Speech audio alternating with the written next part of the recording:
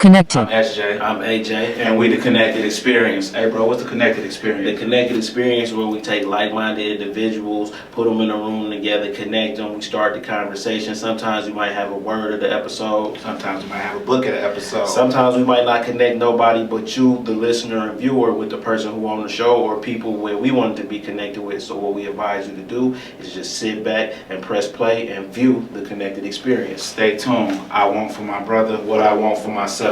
Gia.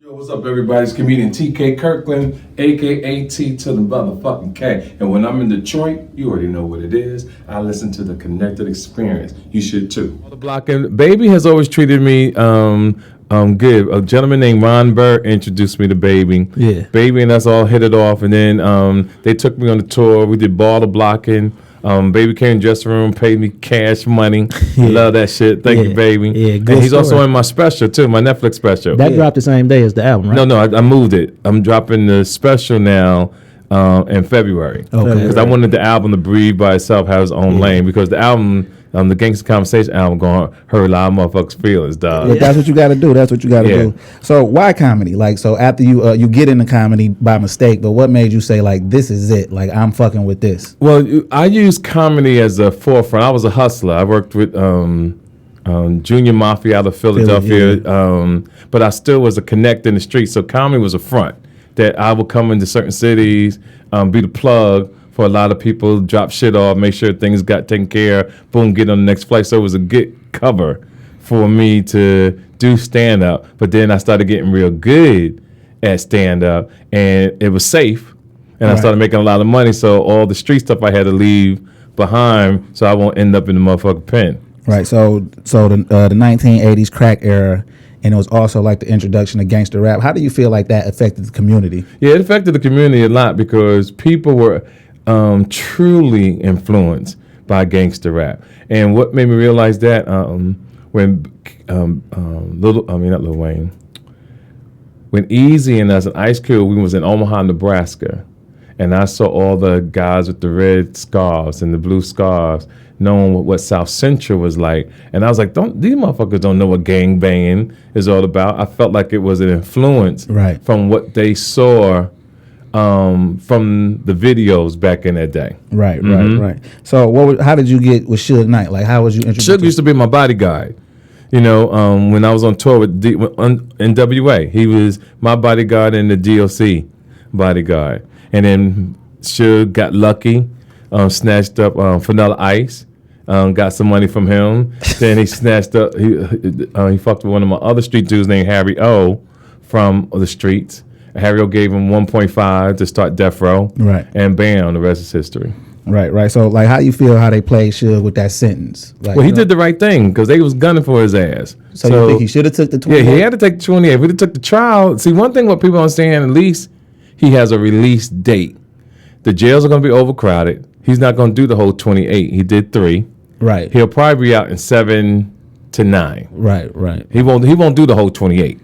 Yeah, we had flew to LA, interviewed his son. Like his son real cool, Suge Knight Jr. But that's a bad blow to hear that, you know what I'm saying? Yeah. Like because he thought he was coming home because we like had conversations like he thought he was coming home. Oh no, I knew he wasn't coming home.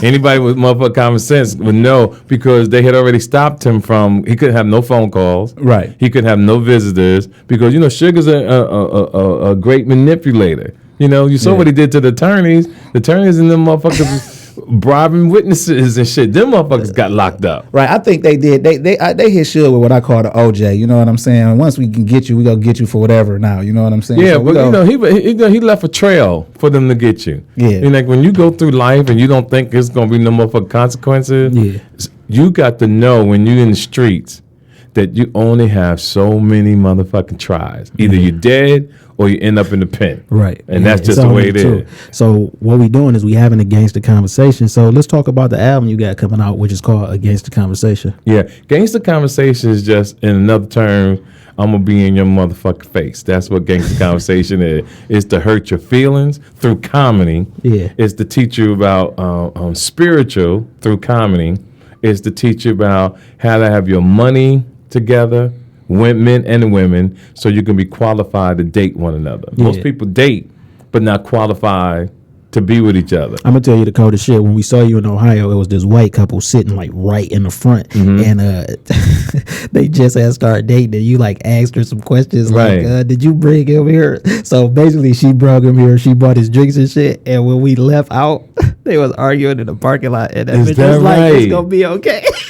And we was like, see, that's the shit he was. Yeah, I have motherfuckers. Yo, people hit me all the time. Like, yo, I broke up with my bitch in the parking lot because she wasn't raised right. Yeah. I got women hitting me talking about, yo, I broke up with my nigga. But that's what I want to do. Yeah. I want to break people up. Yeah. If you ain't got your shit together, you shouldn't be with nobody. You shouldn't be with nobody. Yeah, that's 100% true, man. And that's anybody, because like you know, we be I mean, I'm married, right? Right. But me and my wife practice polygamy and shit, right? So what we notice is a lot of motherfuckers feel like they want to get adopted, and we like, no, we got our shit together. Like, you're not one of our children. That's right. You feel what I'm saying? Right. We do it for like wealth and just like, because she don't want to have no kids and shit. I don't have to cheat on her. We can find somebody you can have a kid for. Your baby go get taken care of. You with us and shit. But motherfuckers just like really think like you supposed to adopt them and shit. Is like, no. So you're not fucking? You and your wife not fucking? Yeah, we fucking. Yeah. Oh, okay. She don't want no more kids. We got 2 kids. Oh, okay. Pregnancy's just hard on her. So we know that. So we realize that. So we like, shit, we could just practice polygamy. But what you doing wanting more kids, nigga? I mean, it's a possibility. You understand what I'm saying? I still ain't got no son. But that doesn't mean you practice. No, we do practice polygamy. So you're not fucking? No, we are fucking. What's your definition of polygamy? I can marry other women. You feel me? So you're a player within the family. Nigga, talk some real shit. That went over my head for a minute. I ain't been to college in a long time. Like, what the fuck, polygamy? Y'all not fucking? So you can fuck out the house. Yeah, nigga, that's some fly shit, nigga. What I'm saying? Yo, you would never think you could pull something off like that, because you look like just a nice, smooth, innocent guy. Yeah, that's how it works. Yo, that's some fly shit. See, people think that now. So if you look at me, they're like, "Oh, TK, that's what he want." Yeah, look at this nigga. You would never think no shit like that. This some smooth shit, dog. Don't let the glasses fool you. Yeah, congratulations, brother. You got teeth to the motherfucking cake. Who raised you, nigga? That's what I'm talking about. You feel what I'm saying? So let's talk about, I got a cousin in jail. He fuck with you, you know what I'm saying? And we told him you was coming on the show, so he asked me to ask you a question. Yeah. He wanted to ask you, how do you feel about the way that they trying to make the black male homosexual in all these movies and TV shows and stuff like that? Yeah, it's a sad thing. That's like I'm going to do a movie in about 2 years, because I want to bring back that man shit back in the day. You know, like the John Shaft and I'm talking about the real Shaft. Yeah, real niggas, yo, and Jim Brown on the motherfuckers in the movie. And nobody is understanding. It's good that you brought that up, because it's even trickled down to the NBA, how our Afro-Americans, as they walk into the building with these motherfucking purses and shit. And capri pants. And all that. And it has to come to a point that it has to stop. You don't see no disrespect. We're not going to compete with white people, because that's what you hear all the time. You don't see white people doing that. We got to stop that, because we always look to them for like validation. Fuck them niggas. But my point is, we got to stop it. Yeah, you know, you got to stop. Like, I'm in my little sweats, but it ain't no super tight type shit. You know, you couldn't find nothing else to wear. This the shit it's come down to. So long as I'm fly and I got some paper, I'm good to the motherfucker. So back to Jersey City, you got brothers and sisters. Like, what was going up like? Yeah, my brother got murdered by the cops. My youngest brother died of kidney failure. My dad drowned. My mom died of cancer. So all this happened before I was 40. That's like on Life when he read that letter. You ever see? Right. Yeah. So you know, I'm been able to live with it. You know, so it is. So you're the oldest in the family now. So you just there is no family. I'm saying like I was the middle. You and your kids. Yeah, it's just me and my kids. And how many kids you got? I have 5. Any boys? 2 boys. 3 boys and 2 girls. And what's the age ranges on the kids? 30 to 10 years old. 30. Your oldest son is 30. God damn, we 36, bro. Yeah. I'm almost 60. Yeah. Oh yeah. I just look young. Yeah. I'm almost 60. See, we look young too, and we say we look young. No. Yes, we do.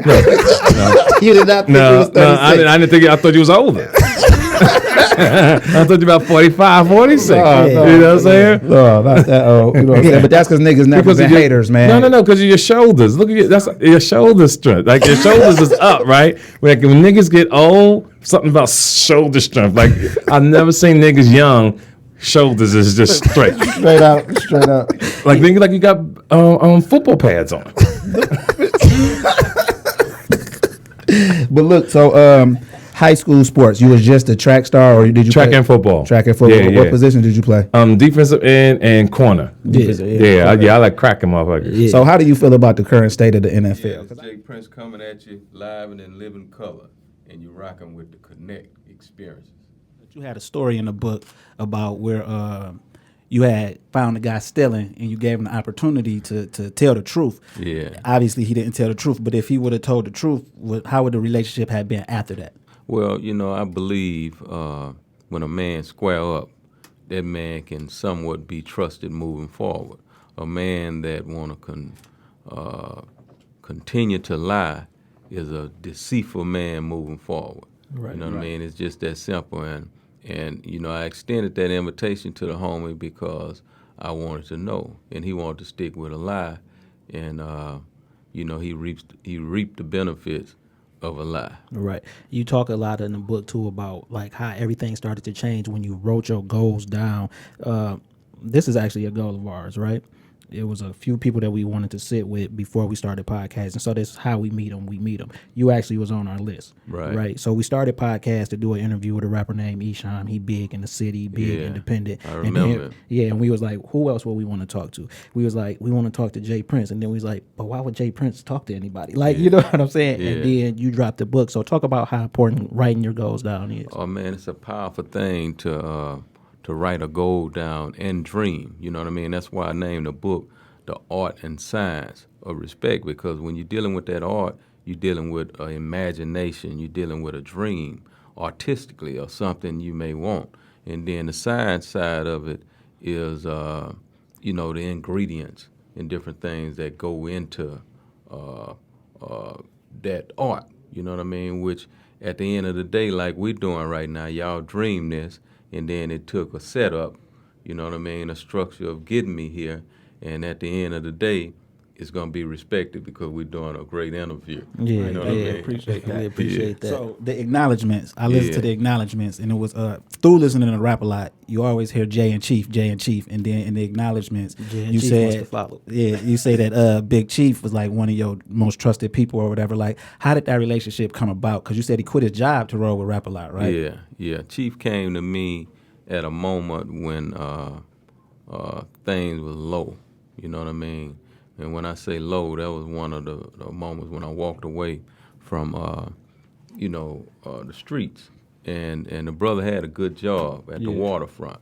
But he definitely committed. He let it be known, I want to ride with you. And he did. And he, you know what I mean? I entrusted him with a lot of money, a lot of different things, and never have one penny came up short. He just rode and represented to the fullest. Okay. And so y'all still got a great relationship today. Another person that we just know from reading the credits and stuff is Red Boy. So like talk about y'all relationship a little bit. Yeah, Red Boy, another homie that's from the hood, from Fifth Ward, and he's a guy I'm real proud of because I've seen him like evolve from ground level zero until he working with Mayweather right now, running his whole situation. So it's a lot of homies, a lot of people that I was able to share my journey with that has evolved to millionaires and evolved to just great people, man. Right. So during those 7 years, that 7-year transition that you decided to lead the game and come into corporate America, you was having problems, like all type of problems, but then you start like having problems with the government, and they put like 2 rogue agents on you. And the reason I'm talking about this is because there's a lot of conspiracy theorists out that don't think people do stuff like this. Yeah. But Freeway Ricky Ross, our uncle, so we know in real life that this type of stuff happens. Yeah. So could you talk about how that night they told you to pull over into the dark parking lot? Like, did you feel you already knew if you pulled over that was gonna be it, or did you sense more like once you didn't pull over there? Yeah, well, the way that went was these guys had been like getting at a lot of the homies that worked for me, pulling them over, jumping on them, taking them to the station, cavity searching them, sending threats to them, what they gonna do to me, and all of this kind of stuff. So that night, around 2 or 3 in the morning when I pulled off, you know, I got a special movement. I moved with a few homies, and we got structure. It's understood, you know, how we roll. They put a DPS officer on me. It was the first time that I had been stopped and then asked to stop again somewhere else by an officer. Yeah. You know what I mean? This dude stopped me on the freeway, then asked me to exit the freeway and pull over into a McDonald's where it was black dark. And, you know, I didn't think much of it, you know, at that moment, because I'm thinking, okay, McDonald's, you know, maybe it's a lighted, you know, parking lot or whatnot. So when I pull over and I look to the right, and he told me pull fucking over. Pull over there. Through his, you know what I mean, that speaker thing. And I looked over there and I saw a Jeep and a Cutlass. So I pointed. Said, no, I'm going over here. You know what I mean? Because I saw a Shell gas station that was lit up. So I pulled over and went over to that Shell gas station, and the dude got out, why you didn't fucking pull over? I say, sir, I didn't want to think you was trying to harm me in that dark. And I didn't want you to think I was trying to harm you. What's the problem? Right. Oh, you were swerving. So right then I peep game, you know what I mean? Because a lot of times when they don't have no reason to stop you, they say you're swerving. I said, you got the wrong man. I said, I don't drink. I don't smoke. Ain't no reason for no swerve to be in my, you know, steering wheel, and I'm not sleepy. And at that time, you know, he asked me to get out, you know, get out the car. No, he asked me where my guns were.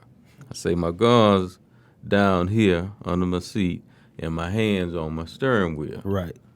So he asked me to get out. You know, I got out the car, and, you know, I seen his eye contact from across the street, which eventually led to one of the officers by the name of Chad Scott. You know what I mean? The one that has been indicted today with 13 indictments. He came over, the dude had like black football paint on his eyes and a army suit. Yeah. So I'm like, why is this dude talking to this dude? You know what I mean? I'm trying to put it all together. And to make a long story short, he came and wrote me a warning ticket and let me go. But when I got home, you know what I mean, I'm confused because I'm like, these dudes trying to pull me in that dark. Yeah. You know, what was they trying to do to me over there in that dark?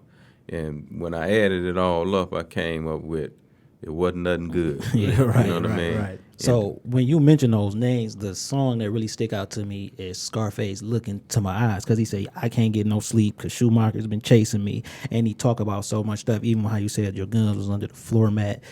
I kind of hate that you said that, because that's where I used to keep my gun. Now that you said that, everybody go be breaking in cars. That's what they looking at. You know what I'm saying? But how much of Scarface music is actually based on your stories? Because I know that's why you transitioned to Ghetto Boys and flipped them around to say, hey, here go the dope stuff, make it rhyme. And as we start listening, Jesse James, we know that's about you. He, of course, Scarface said that, but a lot of stuff that we now go back and listen to in Scarface music is actually about J.Prince. So how much of that is about you? Well, you know, I never done a measuring tool on how much is it, but you know, I definitely was an inspiration in some of Faith's writing, but you know, by no means do I want to take credibility away from Faith, because Faith's dope. Yeah, But, he definitely you know, top 5, and people don't like to place him there because he's from Houston. Yeah, but definitely, you know, he and I together is doper. Yeah. So at one point, like with the younger generation, I don't know if they was like catching on to Rap a Lot, and then you signed Juvenile and Know Your Clap come out. Like, what did that do for Rap a Lot? Because besides Mind Playing Tricks, that got to be the biggest Rap a Lot song ever played on the radio. Know Your Clap, when that came out, that had the whole world going crazy. Yeah, it definitely was a nice one. You know what I mean? I don't know if it fall in line for the second one, but you know, that was a song that actually was a solo song for it wasn't Skip. It's the other Wacko. Yeah. And you know, we had a meeting one night after something. I heard that song, and I'm like, hey man, I need all y'all to kick a verse on this song. Yeah. It's the one. So that's how that song came to fruition. You know what I mean? I got everybody to be on that song, and yeah, it definitely added to our credibility as well. Okay, so one of our biggest debates is being Rap a Lot fans and brothers. It's the Ghetto Boys with Big Mike and the Ghetto Boys with Willie D. What album would you have to pick to represent the Ghetto Boys besides We Can't Be Stopped? Because we know that like that's what put it over the top. Yeah, I definitely would start with the We Can't Be Stopped, and from there, I would have to go to that on that other level. Yeah. You know what I mean? On that other level of the game. But you know, Big Mike, what he done? One Ghetto Boys album, I think. Yep. Yeah, he was dope, but by no means was he his album better than the original Ghetto Boys. Yeah, and I think when it comes to the Ghetto Boys, the chemistry musically with Willie D, Face, and Bill, it just meshed better for me. But the song that stand out the most with Big Mike, Crooked Officer. Like, Yeah. I can't hear Willie D on that song, whether he was Yeah. a ghetto boy or not. Like that's be the debate. I'm like, Willie D couldn't have Yeah. did that, but then Big Mike couldn't have did Point of No Return Right. in '96. So it Right. kind of balanced out. You know what I'm saying? So you got a chapter that stood out also, Pennywise, Dollar Dumb, and you mentioned that athletes and rappers are actually caught up in this. Could you explain that, how the chapter go in the book? Yeah, I mean that Pennywise Dollar Dumb, you know, was actually, you know, written about a situation with Swisher House. Yeah. And of course, you know, I wanted it not to criticize Swisher House, but I wanted the future, the youth, to know, to not be afraid to embrace their own. Yeah. You know what I mean? Because I felt like that was a situation where I offered the greater deal, you know what I mean, but yet and still it was embraced because of, you know, another color. I'm gonna just be real. Yeah. And you know, that came turn around and bite them in the ass, you know, in a major way. So I was putting it out there because of that more so than anything. Okay. And let's talk about Larry Hoover, if you don't mind. Now, coming from the background me and my brother come from, we, you know what I'm saying, we was gangbanging at one point, so it's King Larry, you know what I'm saying? So Yeah. when you did that interlude with Larry Hoover, and then years later... So I'm AJ. I'm SJ. And thank you for watching The Connected Experience. Make sure you subscribe, rate, pass it on to your friends, and double back and listen to all the audio because it's available wherever you listen to your podcast. And once again, I want for my brother what I want for myself.